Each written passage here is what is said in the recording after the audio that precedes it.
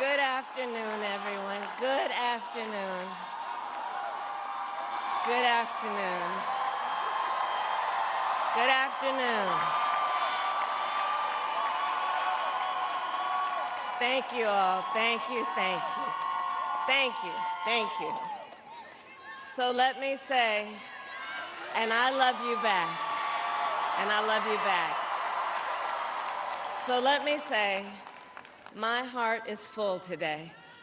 My heart is full today, full of gratitude for the trust you have placed in me, full of love for our country, and full of resolve. The outcome of this election is not what we wanted, not what we fought for, not what we voted for, but hear me when I say, the light of America's promise will always burn bright. As long as we never give up, and as long as we keep fighting.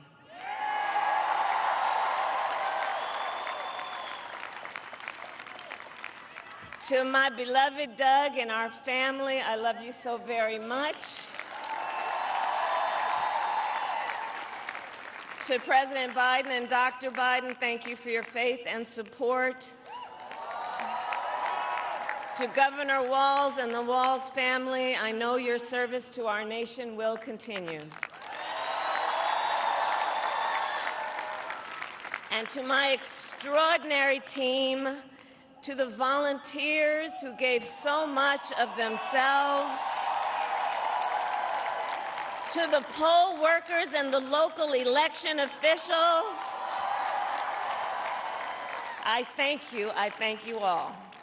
Look, I am so proud of the race we ran, and the way we ran it,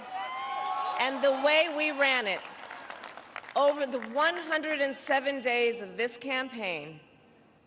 We have been intentional about building community and building coalitions, bringing people together from every walk of life and background, united by love of country with enthusiasm and joy in our fight for America's future. And we did it with the knowledge that we all have so much more in common than what separates us. Now, I know folks are feeling and experiencing a range of emotions right now. I get it. But we must accept the results of this election. Earlier today, I spoke with President-elect Trump and congratulated him on his victory. I also told him that we will help him and his team with their transition, and that we will engage in a peaceful transfer of power.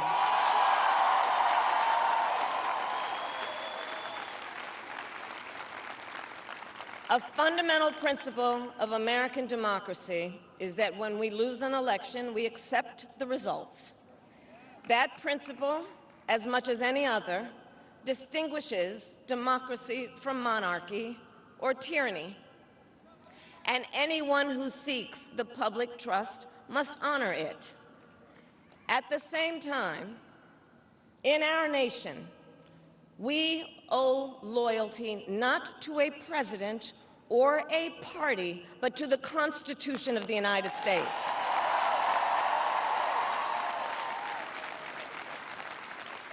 And loyalty to our conscience and to our God. My allegiance to all three is why I am here to say, while I concede this election, I do not concede the fight that fueled this campaign.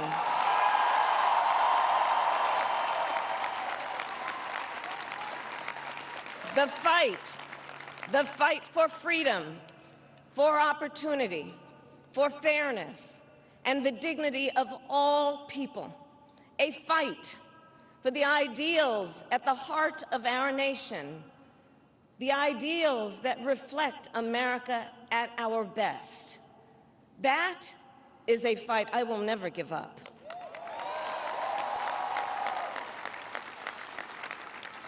I will never give up the fight for a future where Americans can pursue their dreams, ambitions, and aspirations, where the women of America have the freedom to make decisions about their own body and not have their government telling them what to do.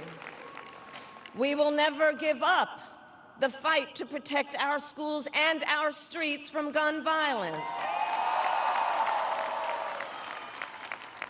And America, we will never give up the fight for our democracy, for the rule of law, for equal justice, and for the sacred idea that every one of us, no matter who we are or where we start out, has certain fundamental rights and freedoms that must be respected and upheld.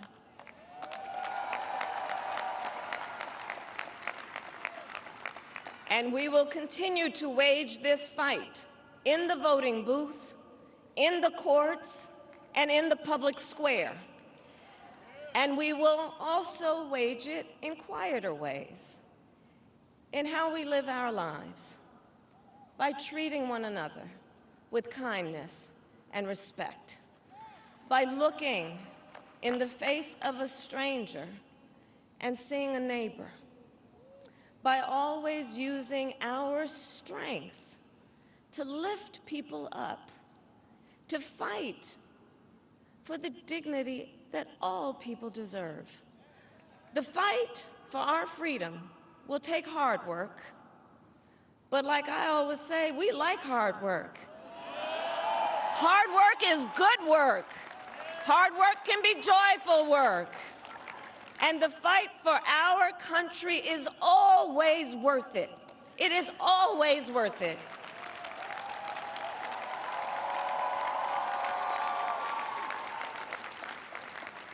To the young people who are watching, it is,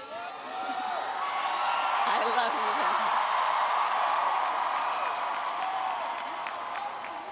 you. To the young people who are watching, it is okay to feel sad and disappointed, but please know it's going to be okay. On the campaign, I would often say, when we fight, we win. But here's the thing. Sometimes the fight takes a while. That doesn't mean we won't win. That doesn't mean we won't win. The important thing is don't ever give up. Don't ever give up. Don't ever stop trying to make the world a better place. You have power. You have power. And don't you ever listen when anyone tells you something is impossible because it has never been done before.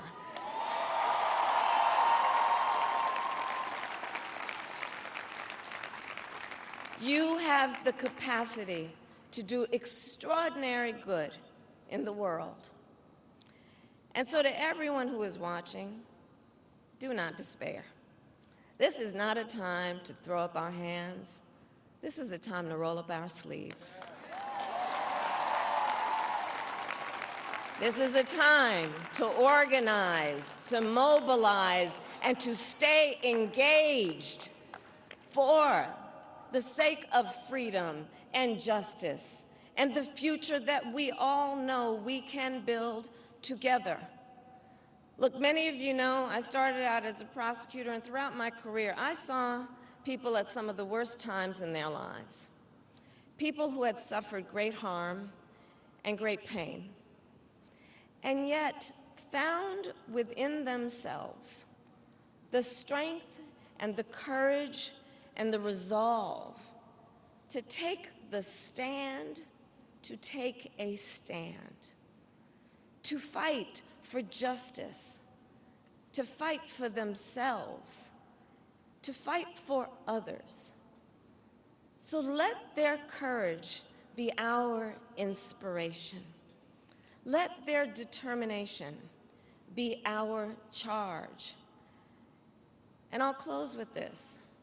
There's an adage an historian once called a law of history, true of every society across the ages. The adage is, only when it is dark enough can you see the stars. I know many people feel like we are entering a dark time, but for the benefit of us all, I hope that is not the case. But here's the thing, America, if it is, let us fill the sky with the light of a brilliant, brilliant billion of stars. The light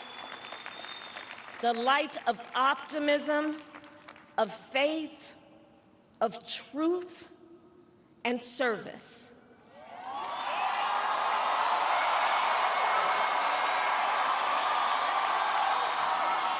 HU. And may that work guide us, even in the face of setbacks, toward the extraordinary promise of the United States of America. I thank you all. May God bless you, and may God bless the United States of America. I thank you all.